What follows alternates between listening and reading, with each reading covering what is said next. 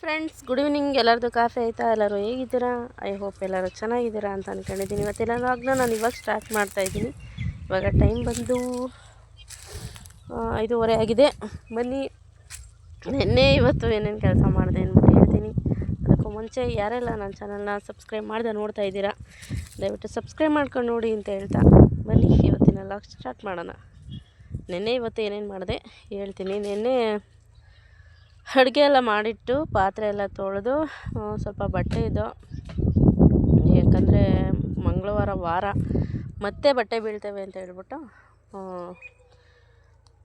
ನೆನ್ನೆನೇ ನೀರು ಬರ್ತಾಯಿದ್ದೋ, ಪಂಚಾಯತಿ ನೀರು. ನೆನ್ನೆನೇ ಬಟ್ಟೆ ಎಲ್ಲ ಹಿಂಡಾಕ್ತೆ, ಬಟ್ಟೆ ಎಲ್ಲ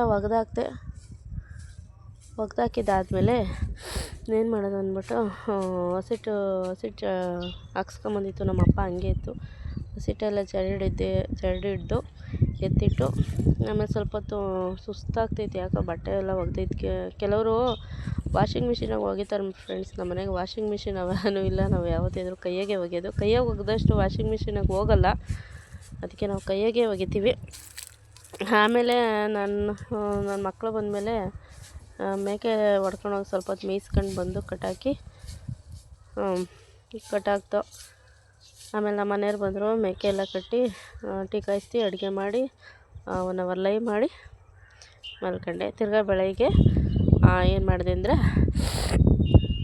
ಸಾಂಬಾರಿಗೆ ಏನೂ ಇರಲಿಲ್ಲ ಫ್ರೆಂಡ್ಸ್. ಏನು ಸಾಂಬಾರು ಮಾಡೋದು ಅಂದ್ಬಿಟ್ಟು ತಲೆ ಕೆಟ್ಟೋಗ್ಬಿಟ್ಟಿತ್ತು. ಸಾಂಬಾರಿಗೆ ಏನೂ ಇರಲಿಲ್ಲ. ಟೀ ಕಾಯಿಸ್ಕೊಟ್ಬಿಟ್ಟು ನೆನ್ನೆ ಬಸ್ಸಾರು ಮಾಡಿದ್ದೆ. ಸೊಪ್ಪು ತಂದಿದ್ರು ನಮ್ಮ ಮನೆಯವ್ರು ಹಾಕಿ ಬಸ್ಸಾರು ಮಾಡಿದ್ದೆ. ಬಸ್ಸಾರಿತ್ತು, ಅದಕ್ಕೇ ನಮ್ಮ ಮನೆಯವ್ರಿಗೆ ಅನ್ನ ಮಾಡಿ ಕೊಟ್ಟು ಕಳಿಸಿದ್ದೆ.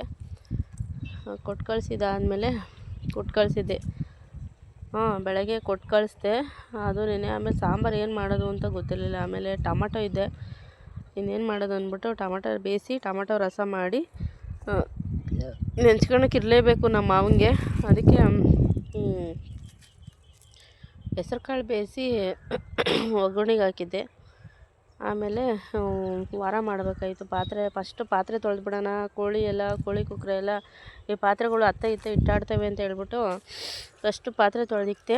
ಆಮೇಲೆ ನಮ್ಮ ಮಾವನಿಗೆ ಯಾಕೋ ಹುಷಾರಿಲ್ವಂತೆ, ಅದಕ್ಕೆ ಬೆಳಗ್ಗೆನೇ ಮುದ್ದೆ ಬೇಡ ಅಂತ ಹೇಳ್ಬಿಟ್ಟು 2 ರೊಟ್ಟಿ ಹಾಕ್ಕೊಟ್ಟೆ. ರೊಟ್ಟಿ ಹಾಕ್ಕೊಡ್ಲನಿಕ್ಕೆ ಹಾಕ್ಕೊಡಮ್ಮ ಅಂದರು. ಆಮೇಲೆ 2 ರೊಟ್ಟಿ ಹಾಕ್ಕೊಟ್ಬಿಟ್ಟು ಆಮೇಲೆ ಮುದ್ದೆ ಮಾಡಿ ಇಟ್ಬಿಟ್ಟು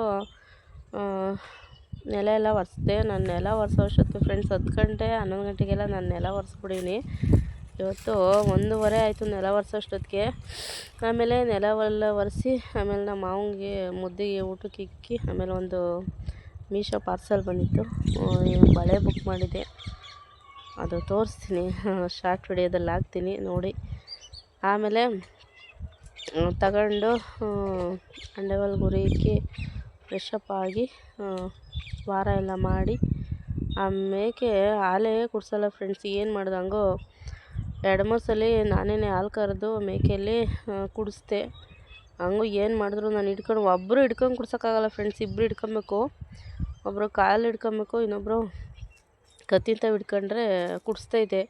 ಒಬ್ಬರು ಹಿಡ್ಕೊಳಕ್ಕೆ ಹೋದರೆ ಆಗಲ್ಲ, ನಮಗೆ ಅತ್ತ ಇತ್ತ ಇದು ಮಾಡ್ತೈತೆ, ಕುಡಿಸ್ಲೇ ಇಲ್ಲ. ಆಮೇಲೆ ನಮ್ಮ ಮಾವ ಹಿಡ್ಕೊಂಡಿತ್ತು, ನಾನು ಕರೆದು ಕುಡಿಸ್ದೆ.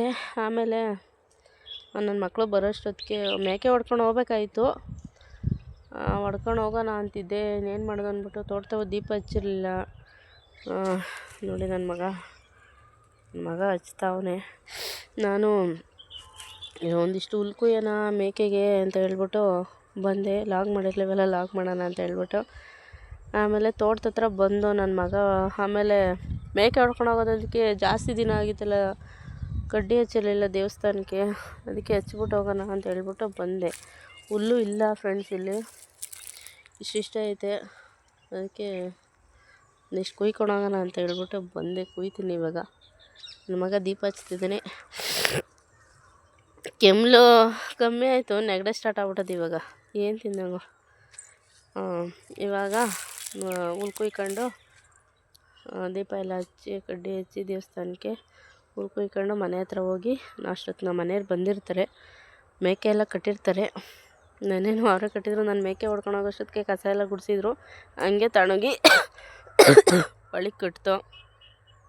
ನಮ್ಮ ಮನೆಯವರು ಕಟ್ಟಿರ್ತಾರೆ, ನಾವು ನೋಡಬೇಕು, ಇಲ್ಲಾಂದರೆ ನಾವೇ ಕಟ್ಟಿ ಟೀ ಕಾಯಿಸ್ಕೊಟ್ಟು ಸಾಂಬಾರಿದೆ, ಟೊಮಟೊ ರಸ, ಅದಕ್ಕೆ ಮುದ್ದೆ ಮಾಡಿಕೊಟ್ಟು ಹುಡುಗರು ಸ್ವಲ್ಪ ಹೇಳ್ಕೊಟ್ಬಿಟ್ಟು 1-2 ಅವರ್ ಲೈವ್ ಮಾಡಿ ಮಲಗೋದು ಊಟ ಮಾಡಿ.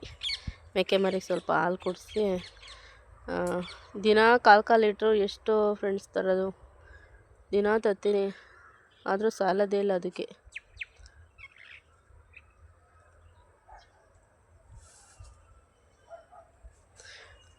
ಇಷ್ಟೇ ಫ್ರೆಂಡ್ಸ್ ಇವತ್ತಿನ ಲಾಗು.